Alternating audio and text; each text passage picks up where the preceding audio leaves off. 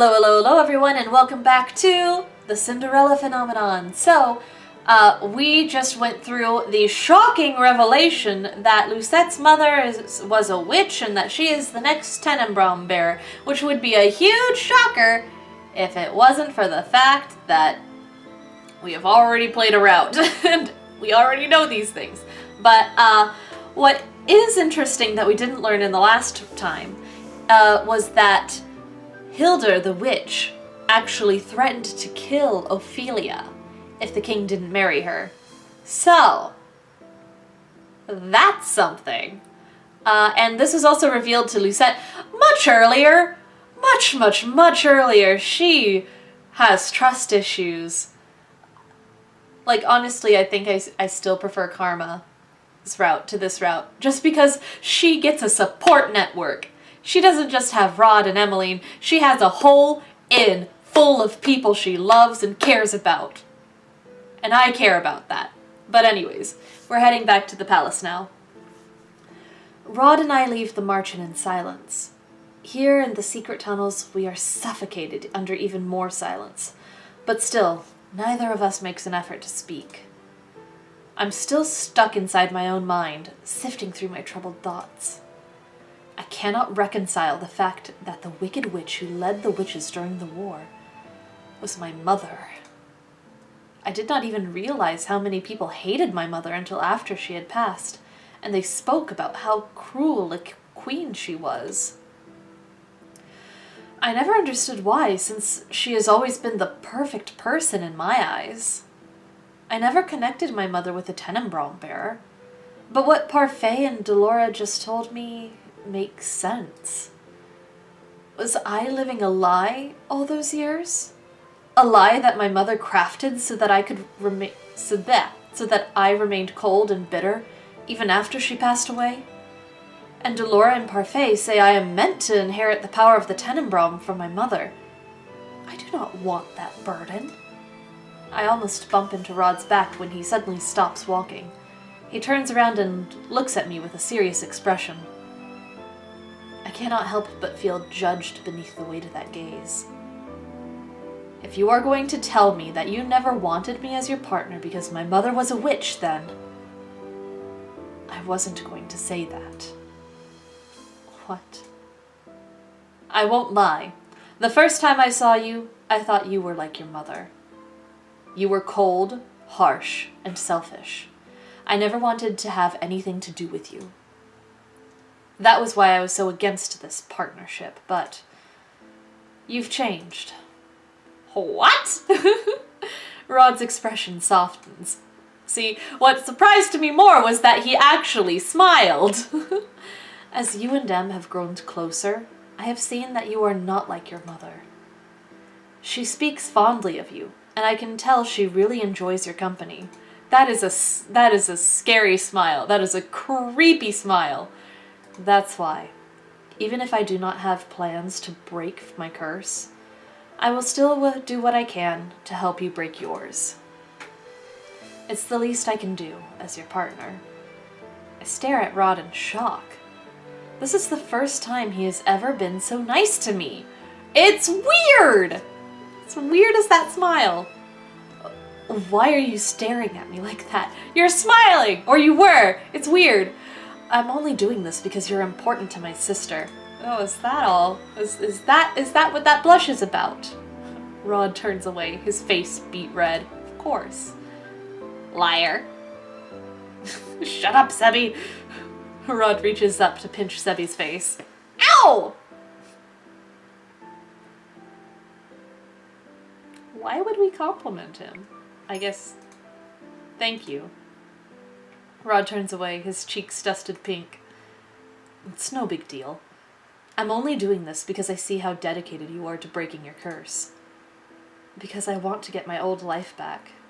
And now that they've told me about Mother, I want to prove that I am nothing like her. Anyway, I still want to help you with your curse, Rod. Why do you refuse to break it? Rod stares down at his feet, expression melancholy. Because I cannot. Rod stops and shakes his head. He says nothing else, and I do not probe him any more, especially after seeing the distant look on his face. We walk through the corridor and back to our rooms after we say our goodbyes. I wonder what Rod was going to say. I didn't get a ding-a-ling, so I guess that means I've made the wrong choice somehow, but okay. Mother, look! Eleanor got me this gift. Eleanor? She's my maid and my friend.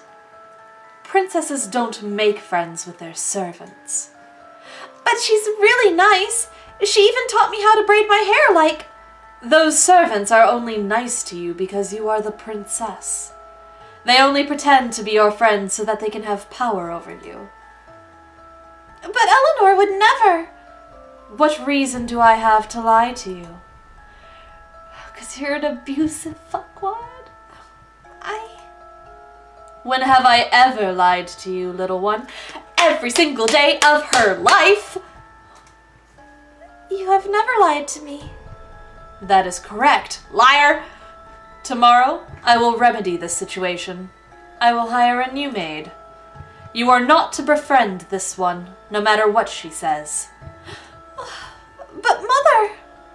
Are you arguing with me, Lucette? No. I'm sorry, Mother.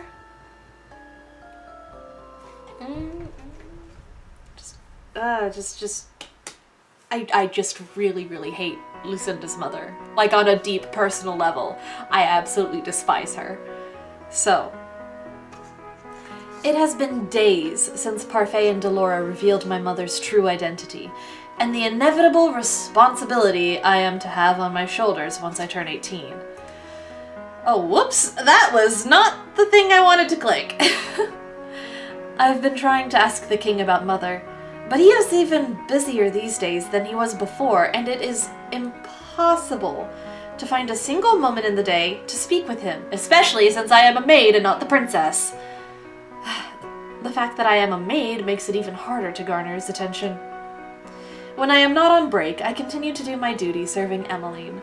Right now I am accompanying her as she practices her walk and posture. Ophelia has been helping her, pointing out any mistakes she finds. I know how hard this is, dear. I had to go through this training as well before I married the king. Emmeline allows her shoulders to slouch as she lets out an exasperated sigh. I've always hated these lessons. I had thought my posture was fine. This is supposed to refine it, and yet all these lessons have been doing is hurting my back. Oh, Emmeline, you'll get the hang of this. You just need to keep practicing. But Mother, I've had this same lesson before. Why must I do it again? Because you slouch when you walk, and that is unbecoming of a princess. Emmeline scowls at her mother, and Ophelia's frown falls away as she bursts into laughter. Mother, you're not helping! The atmosphere in the room is far from heavy as Emmeline and her mother continue to conduct their lessons. It is almost the exact opposite of the lessons I had with Mother. Mother always got angry when I made even the smallest mistakes. I know this is hard, but as the crown princess, all eyes will be on you during the ball. The people there will judge any small mistake you make, which is why you need to be in top form on that night. I know. Ophelia clasps her hands. Or claps her hands. All right, now to start again. Emmeline groans before heading to the far wall and straightening her back. She takes a deep breath, puts a book on her head, and begins to walk again. The book falls from her head on the third step. She sighs, moves back, and starts the process again. Neither of us break Emmeline's concentration by speaking. We stand idly by and watch as she tries time and time again. I am surprised when Ophelia leans towards me and begins to whisper. Lucette, I'd been meaning to say this before, but I am grateful that you are friends with my daughter. What? I look at Ophelia's smiling face with surprise. I never agreed to be your friend. You are not against the princess making friends with her servants? Why would I be? What reason? I actually wish more of the staff here wouldn't be so uptight, since I would love for Emmeline to be on good terms with the people who serve her. Besides, social status is never an obstacle to friendship. That's not how we were taught. Ophelia shifts her gaze back to Emmeline, who is now picking up the book that has once again fallen from her head. No matter your occupation or status, a friend is always a friend. You've given Emmeline the courage she needs to face the many challenges she has ahead of her. In a way, you're like family since you're always around us. Like family. Come what may, both family and friends are there for you, and will accept you for who you are. Even before I was cursed, Emmeline was always trying to be my friend. That means she knew all along who my mother was, and still wanted to be my friend. The thought makes me remember what Parfait told me about Mother threatening to kill Ophelia if the king did not marry her. I turned to Ophelia, curious. Your Majesty, may I ask what you know about the late Queen's rule? Ophelia looks at me quizzically, so I quickly add a thoughtless lie. I was not in Angel, and I have only heard stories. I just thought it was so hard to believe, what with how peaceful things are in the palace right now.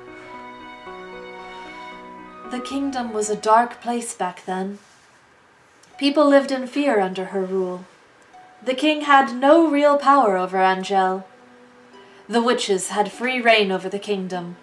They cast the fairy tale curse incessantly and on a whim. We barely left our houses in fear of becoming cursed. Mother's reign was that terrible? The king still blames himself for the darkness that befell Angel during that time.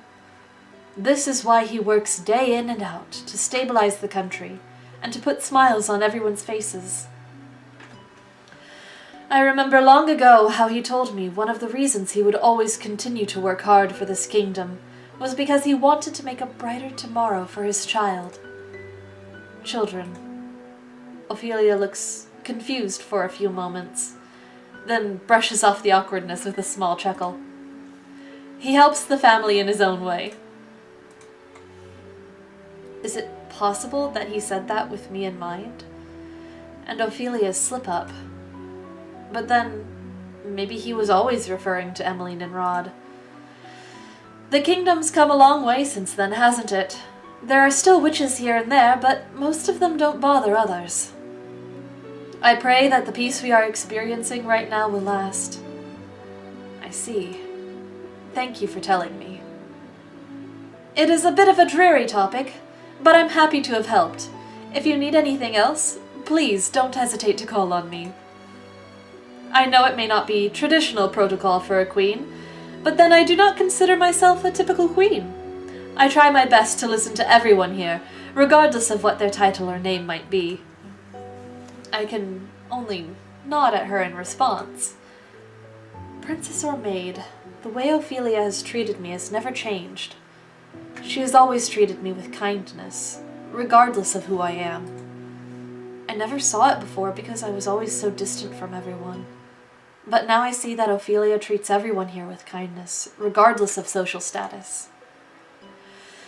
I was always frustrated by the servants when they compared Ophelia to Mother, saying she was superior. But now, I think I understand why they would make such comparisons. She's learning! Emmeline dismisses me after my lessons, and I begin to head immediately back to my room. I have just turned a corner when I notice Sir Alcaster standing before me, scowling. Oh no. Watch where you're going, child. I quickly avert my gaze, not wanting a confrontation. He always looks at me so strangely, almost like he can see into my mind, or is trying to. My apologies, Sir Alcaster. Sir Alcaster nods his head at me stiffly before walking off. You are pardoned, princess. What? I turned to stare after him, but he has already turned the corner. So, that's fun. That's fun. He's probably known the entire time, honestly, if I'm being completely honest. My blood becomes cold. Was that just a slip of the tongue? But how else could he know that I am the princess? Is it possible that he is cursed? No, somehow that does not seem right. But if he does not have the fairy tale curse, could he be the witch that Delora warned me about? What reason would he have for unveiling his identity then? Unless he just wants to intimidate me further. It occurs to me that Fritz still remembers who I am. Did he tell his father about me? Now I am even more confused about whom I should trust. Lucette? I jump when I hear Rod call me. His expression slowly creases with something that looks like worry. You're pale. Did something happen? Would he believe me if I told him? Tell him! Tell him the truth! Sir Alcaster knows I am the princess. Do you think he's the witch Delora was talking about? I whisper the words to him, and he responds by raising his eyebrows, looking surprised. What makes you say that? This isn't just because of the standoffish way he acts, is it? You don't believe me, Rod sighs. Tell him that Sir Alcaster called you princess. That's your evidence, right there, right there. It's all you really need. I never said that I didn't. It's just that we can't blindly accuse anyone without any real proof. Rod stares at me for a few moments, then closes his eyes. His eyebrows lightly furrowed with thought. Sir Fitzgerald also remembers who you are. I do not want to be so suspicious of Fritz, but I don't think blindly trusting him would be right either, given these circumstances. Fritz is a good boy! I love Fritz! You need to stay vigilant around him. If anything happens, you can come talk to me about it. You're worried about me? Rod averts his gaze from me. Oh, we did the right choice! Good! Of course I am. Wow, you're actually being honest! What? Rod glares at Sebby before pinching his cheek. Anyway, I must leave now. I have a dance to practice for. Dance? But you already know how to dance. What do you have left to practice? Rod does not answer and only walks away.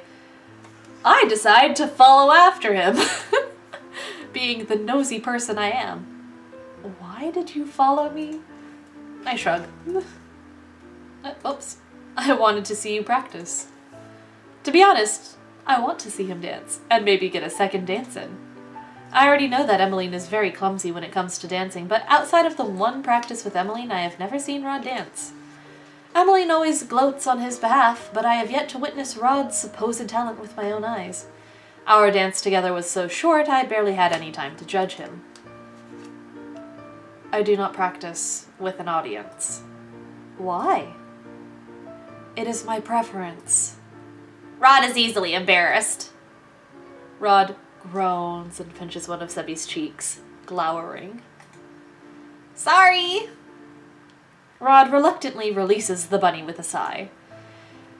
I notice you have been talking more lately, Sebby. Oh, that's because Rod here has been saying things that contradict with what he thinks or feels. Sebby makes a sound of defeat as once again, Rod pinches one of his cheeks. The words are getting all out of order. Rod stares at me with wide eyes, and I stare back, beginning to panic. Oh, what is wrong? You smiled again. I put a hand to my mouth, flushing. I was smiling again? I never even noticed. Nor did I. I'd never look at Lucette's character screen. It was a pretty smile, princess. Right, Rod? Oh, bless him. Rod quickly turns away, cheeks slightly pink. I need to practice now, so I would appreciate you leaving. He did not even command me to leave. What a surprise! Emmeline said you were a really good dancer. I want to see it with my own eyes. Why? So you can judge me? I am sure that I am a better dancer than you. The scowl on Rod's face deepens. I almost smirk. Maybe he's reluctant to show me, but Rod is also full of pride. He is more likely to show me if I pose a challenge. You didn't even answer the question. And are you underestimating my dancing? The others may have forgotten, but you still remember, do you not? I am a princess, and I was taught by the kingdom's best instructor.